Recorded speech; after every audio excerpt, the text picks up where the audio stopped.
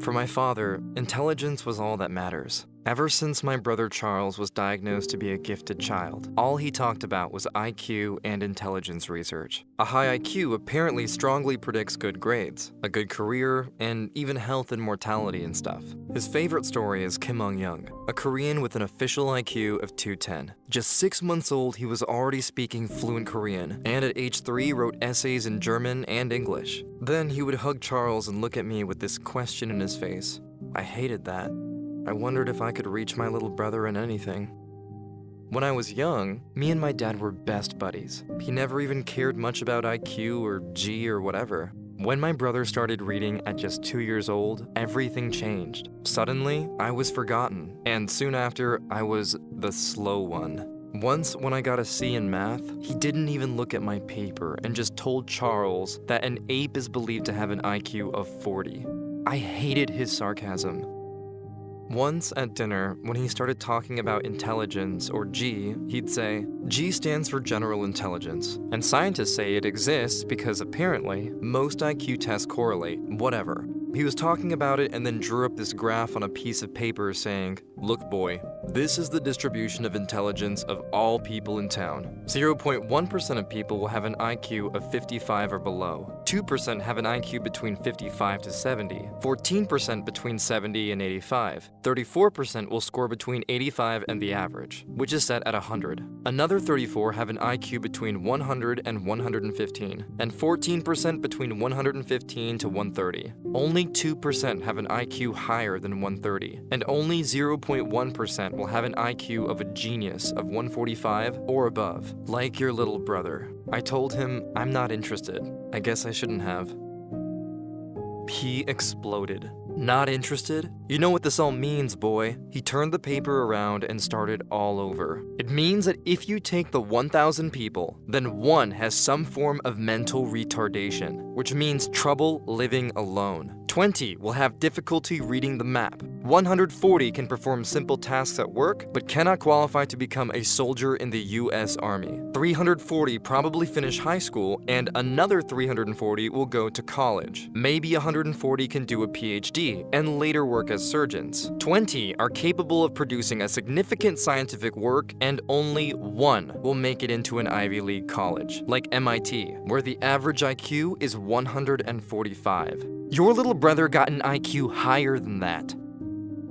A few weeks later was career day at my school. Some people in suits showed up and told us about a new form of cognitive assessment we could be doing which would help us find the right job. The technical term is the Wechsler IQ score. When I heard the words IQ, I got completely sweaty hands. My heart started racing. This could be the moment of truth. Then one woman started speaking. She told us that we are now going to take a test, and just 1 week later, we all get the results with some specific ideas about our future career path. She said it takes only 90 minutes and measures our intelligence in the following 4 areas: perceptual reasoning, verbal comprehension, working memory, and processing speed.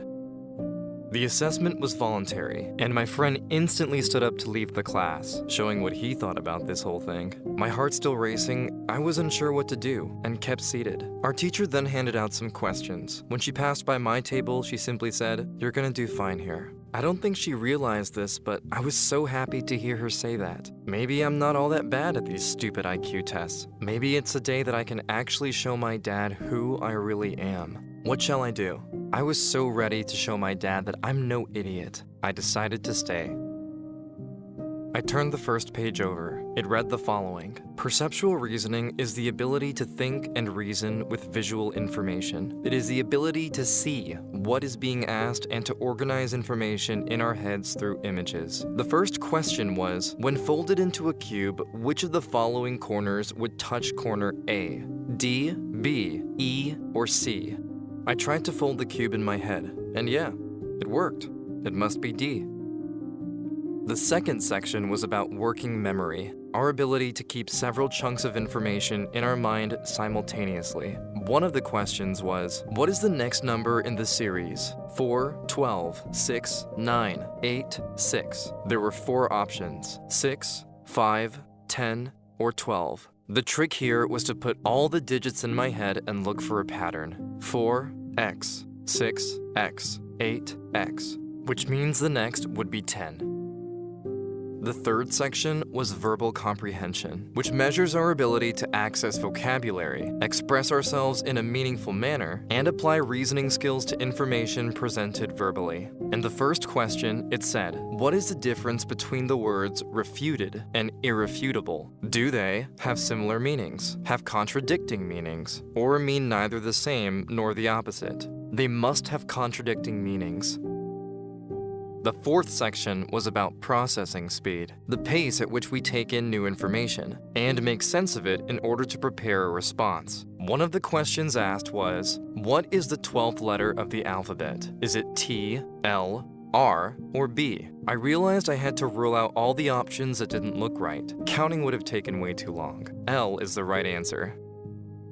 I had completed all of the 50 questions in time, and I was very relieved. In the end, the woman said, a lot of research over the last century went into the IQ test we had just taken, and there is convincing evidence that our intelligence is mainly a product of our genes. There's an estimate of a heritability range from 50 to 90%. Although, the environment also matters, she continued, especially negative influences during your childhood, like infectious disease, malnutrition, air pollution, or lead in the paint of your walls at home. These things can reduce your IQ forever. She explained that it's because during the prenatal period and early years of life, a child's brain consumes a huge part of the body's energy to grow. And if the body was under attack, it cannot support the brain's growth to its full potential. In other words, you were born with a pretty fixed IQ. Good parents and schools can keep the IQ at its genetically predefined level, and maybe increase it a bit. Negative influences, however, can surely reduce it a lot. I am just saying this, she closed, because if you are getting your results next week and you are not happy with your score or our recommendation, then know that there is little you can do about that.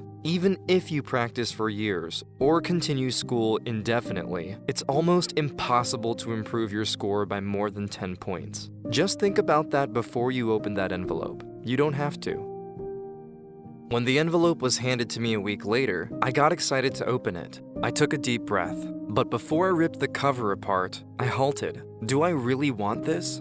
Why do I care so much? Do I really want to compete with my brother? And if so, what does this prove? There are so many aspects of my life that matter more than my measured intelligence. I'm probably no genius, but I know I did well. But more importantly, I know that I don't need to prove anything to anyone. I decided not to open the envelope, and I loved this new idea of myself. Free from these limitations, I felt like I had grown up. Now when I heard my father speak all proud about Charles, I just smiled. I realized that it's not that he loved him more. No, my brother just gave my dad the chance to get attention, to be someone. He's the dad of a genius, and not just another middle manager at the bank on Middle Street. A few years later, I dropped out of college and started my own company, and soon after fell in love with a wonderful woman and also started a family. My brother is now a professor at a famous university, but never found the right girl, and like many very smart people, suffers from depression. My dad doesn't care so much about IQ anymore. He's now a proud grandfather. They say it takes intelligence to know how to do things right, but wisdom to do the right thing. Leaving that envelope closed was the best decision of my life. Here are 5 questions from a real IQ test. You've got 5 seconds each. When you are done, post your answers in the comments. Good luck! 1. A package of gift cards has a length of 8 centimeters, a width of 4 centimeters, and a volume of 64 centimeters cubed. What is the height of the box?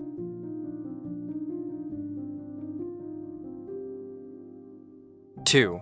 Some Bargles are Chongos, and some Chongos are Manhattans. Are some Bargles definitely Manhattans? Yes or no?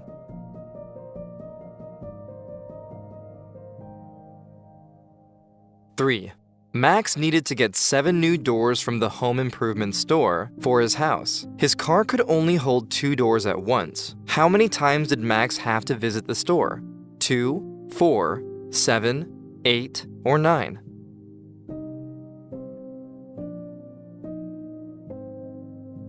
4. Art is to wall as cup is to handle, coffee, cupboard, rim, nail.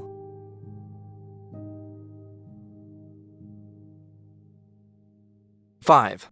What is the missing number in the series? 1, 16, 81, blank, 625, 1296.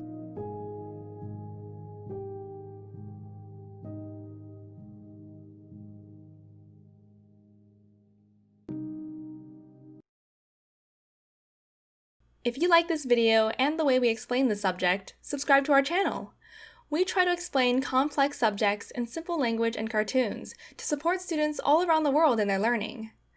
If you want to support us, you can go to www.patreon.com/sprouts and donate. Just $1 from many fans makes a big difference.